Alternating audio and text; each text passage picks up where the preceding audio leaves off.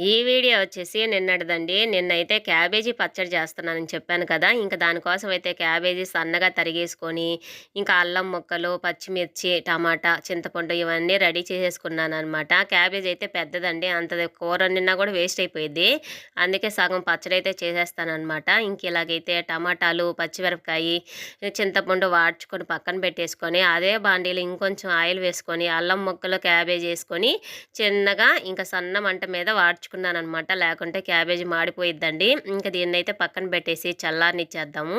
ముందుగా అయితే ఈ పచ్చిమిరపకాయలు, టమాటా వాడ్చుకున్నాం గదా! అదైతే మిక్సీ అయితే పట్టేస్తున్నానండి. కొంచెం ఉప్పేసి, అల్లం ముక్కలేసి మిక్సీ పట్టేసి లాస్ట్‌లో క్యాబేజీ ఏసేస్తాను. క్యాబేజీ ఏసేసి మిక్సీ పట్టి దీన్నైతే తిరగమాత పెట్టేస్తానండి. ఈ పచ్చడైతే మటుకు క్యాబేజీ వాసన అస్సలుండదండి. అల్లం పచ్చడి ఎలా ఉంటదో అలా వాసనొస్తదనమాట. మంచిగా తిరగమాత పెట్టేసుకొని కాసేపు ఉడకనిచ్చామంటే ఈ పచ్చడి ఇంకా అలాగే 4 రోజులైనా కూడా స్మెల్ రాకుండా ఉంటదనమాట.